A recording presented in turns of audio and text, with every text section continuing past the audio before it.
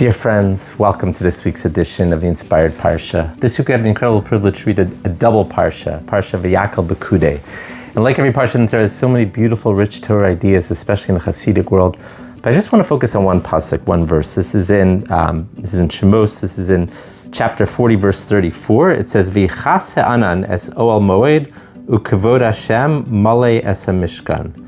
The cloud covered the tent of meeting, the Oel Moed, Ukavod Hashem, the glory of God, filled the tabernacle.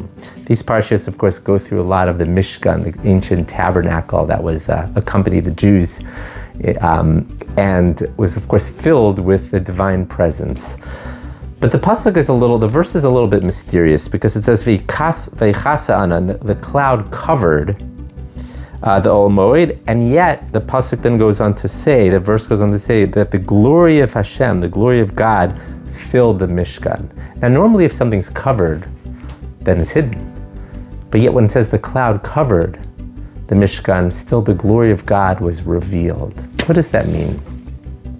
So the Kedushas Levi, the great tzaddik of Levi Yitzchak Berditchev, says something beautiful. He says that, yes, God is always revealed in the world, but when is he revealed the most? He's revealed the most in places where it's hidden. Why? Because when our emunah brings out, when we're able to see God's presence, even when he appears hidden, it makes his presence even more revealed. What a beautiful insight, you know. We're about to celebrate soon the beautiful holiday of Pesach, Passover, and of course that was a time of open miracles, but we don't live in that time anymore. We only have hidden miracles, and sometimes they're indeed very, very hidden. But when we're able to see God's presence, God's hand in history, even when it's hidden, that brings out his revelation even more.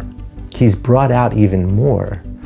You know, right now there's unfortunately we all know there's a terrible war going on in Israel, between the United States and Israel against Iran. And every day missiles are raining upon Israel. And it's so, God's presence again is hidden.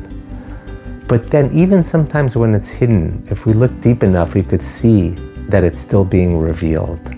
We could see little miracles where this missile hit an open field and missed a whole slew of people, or hit this open area that right before that was filled with people. If we look closely, we're able to sometimes see the hidden hand of God in this world. And of course, there's still mysteries. There are still times when we don't see it. We all know about the direct hidden Beit Shemesh.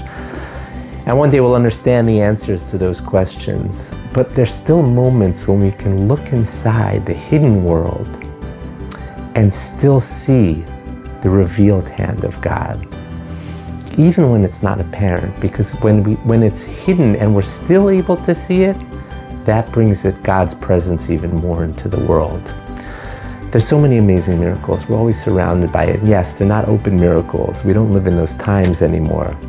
But if we're able to really try to look hard and see God's hand, we'll be able to appreciate God so much more and be able to then reveal him even more into this world. My bracha, my blessing, of course, to everyone is to be able to see the hidden hand of God in this world. And through that, you'll be able to reveal and bring his presence even more into this world. Wishing everyone here a wonderful Shabbos Kodesh. Thank you so much for listening.